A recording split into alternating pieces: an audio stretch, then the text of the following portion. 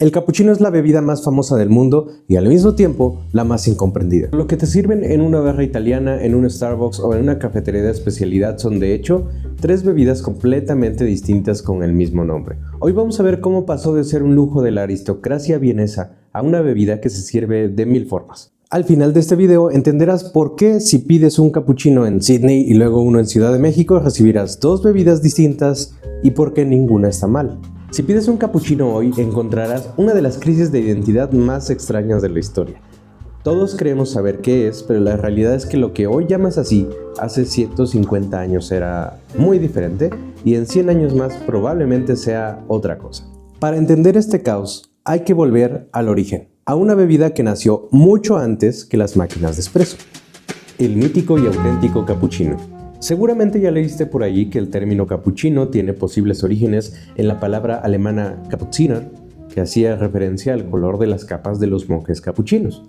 Desde el siglo XVIII en Viena se preparaba una bebida con café, crema batida y azúcar que daba un tono similar a esas prendas. Y desde aquí es importante entender algo. Desde su origen, el capuchino no es una sola receta. No existe un único capuchino original, sagrado, auténtico y universal. Hay múltiples versiones y prácticamente cada época y zona han construido la suya propia. Capuchino de primera ola. Después de Viena, el concepto pasa a Italia, donde crecía la industria de las máquinas de espresso. Piensa en esa industria como algo parecido a la automotriz italiana. Había mercado y las compañías empezaron a competir entre sí. Eso sí, aquí el énfasis era la economía sobre la calidad.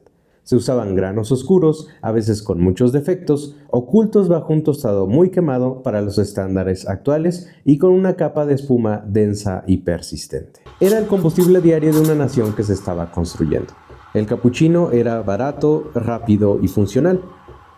Ahí se incorpora el uso de leche calentada con vapor y nace una de las reglas más famosas, la regla de los 3 tercios, que es 1/3 de espresso, 1/3 de leche caliente y 1/3 de espuma. Aunque se enseña como verdad absoluta, la realidad es que es solo una aproximación pedagógica.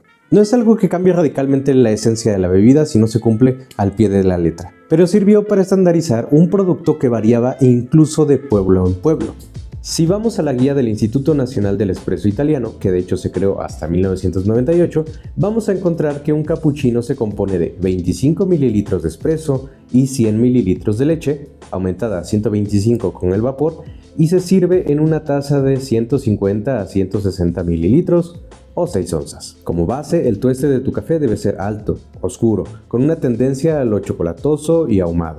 Esta es la estandarización actual, pero te aseguro que estas medidas variaban de lugar a lugar por diferentes razones. En esta etapa no había una estandarización estricta. El capuchino funcionaba más como una categoría para diferenciar bebidas. No es espresso, no es café a la americana, es decir, espresso más agua, sino es espresso con leche vaporizada. Pero para que esta bebida conquistara el planeta, tenía que dejar de ser solo un producto más para convertirse en un objeto de deseo. Y para eso tuvo que cruzar el océano y mutar en algo importante. Capuchino de segunda ola. Tras la Segunda Guerra Mundial, el capuchino dejó de ser un combustible para convertirse en un estilo de vida. La segunda ola sacó la máquina de espresso de los espacios italianos y la puso en cada esquina del mundo. Pasamos del producto diario a la experiencia, como seguramente ya te explicó tu maestro de marketing. Fue aquí donde el capuchino se volvió gigante, se llenó de jarabes y se adaptó a los restaurantes. Fuera de las limitaciones económicas empezaron a usar mejores selecciones de café y tuestes menos oscuros. Fue en esta etapa donde al vaso de leche espumada con espresso encima, llamada latte macchiato en Italia, se le empezó a conocer como capuchino en Latinoamérica.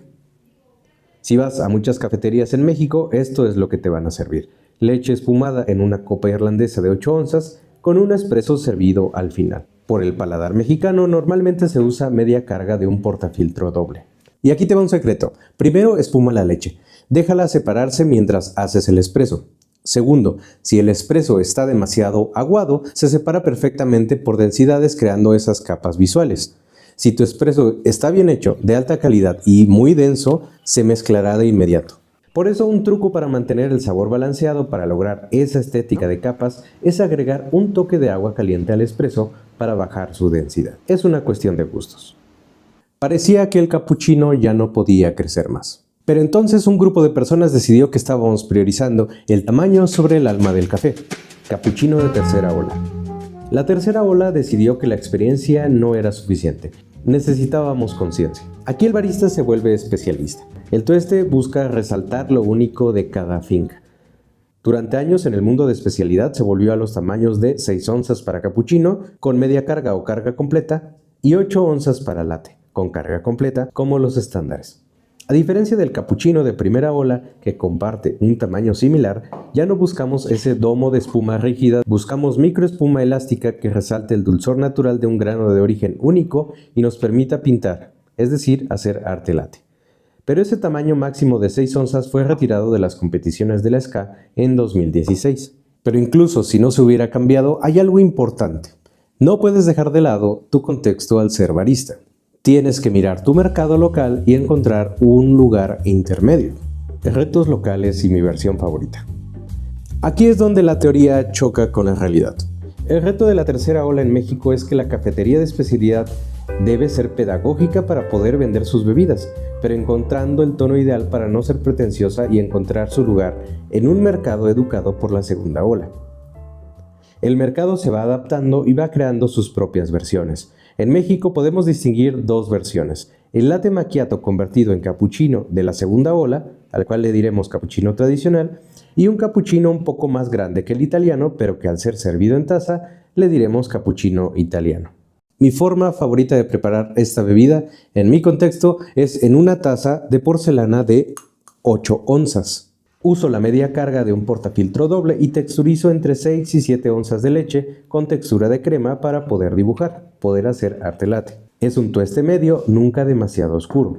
No tiene la estética de capas de la copa, pero tiene un emplatado de arte latte moderno y estético. ¿Pero se pueden hacer más grandes? Considero que 8 onzas es el límite donde el espresso aún tiene presencia. Más allá la bebida se vuelve demasiado tenue a mi gusto.